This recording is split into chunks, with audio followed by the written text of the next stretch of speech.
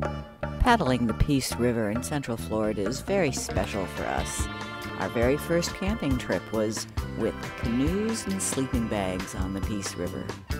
Now we park our RV at the Thousand Trails in Wauchula, Florida, and we can paddle anytime we want. Today was a great day.